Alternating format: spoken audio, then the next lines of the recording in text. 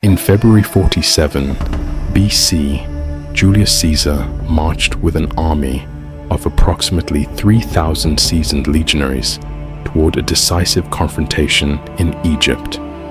Cleopatra VII and her brother Ptolemy XIII were vying for the throne, with Caesar firmly supporting Cleopatra's claim. Opposing them was Ptolemy XIII, commanding an army of around 5,000 soldiers stationed along the Nile. Caesar's forces included veteran Roman cavalry and archers, warriors who had proven their loyalty and prowess in numerous battles under his leadership.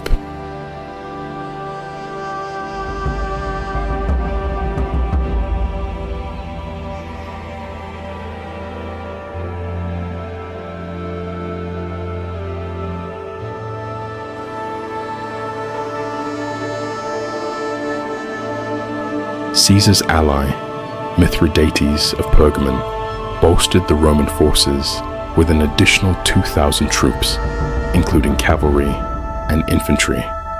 Mithridates' ships arrived near Caesar's position, and his soldiers promptly disembarked, joining Caesar's ranks.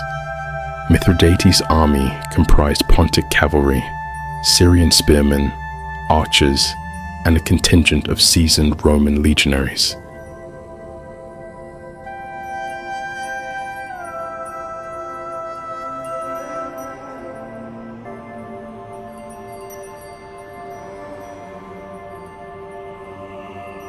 Meanwhile, Ptolemy XIII prepared for the coming battle. Positioned on elevated terrain that offered a strategic advantage, his forces were a diverse mix of hoplites, pikemen, Egyptian slingers, and war elephants. Anticipating Caesar's approach, Ptolemy summoned reinforcements to strengthen his defensive position, which arrived just as Caesar's army drew near.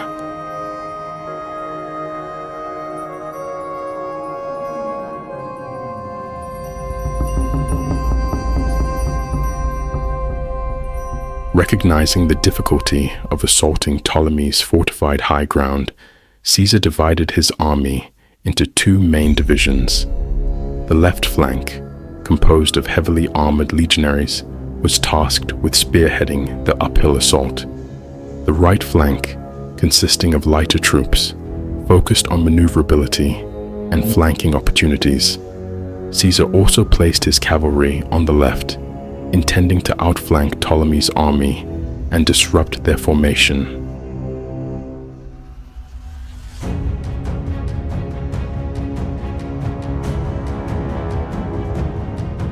As the Romans advanced, Ptolemy's siege equipment unleashed volleys on the approaching enemy. Caesar responded by ordering his frontline troops to adopt the testudo, tortoise, formation, minimizing casualties as they pressed forward. Mithridates' forces, meanwhile, moved into position on the right flank to prepare for a coordinated attack.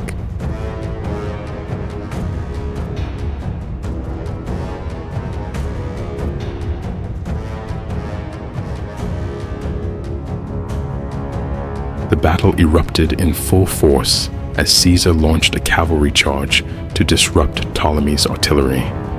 Simultaneously, Mithridates' troops flanked Ptolemy's right, drawing Egyptian forces away from the center. Caesar's cavalry split into two groups, one targeting the Egyptian artillery and the other sweeping around the left flank to attack the rear of Ptolemy's army.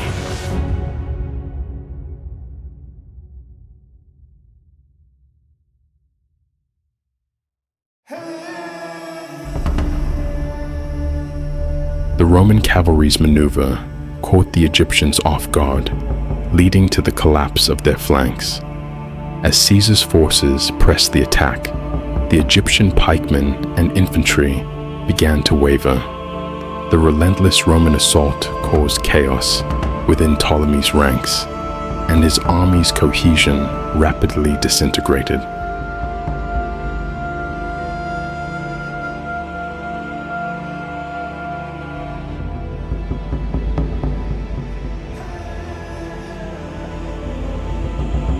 Seeing the tide of battle turning, Ptolemy XIII fled the field, leaving his troops demoralized and vulnerable.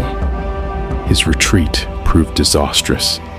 During his escape, his ship capsized, and he drowned in the Nile. The remaining Egyptian forces, exhausted and broken, scattered in defeat.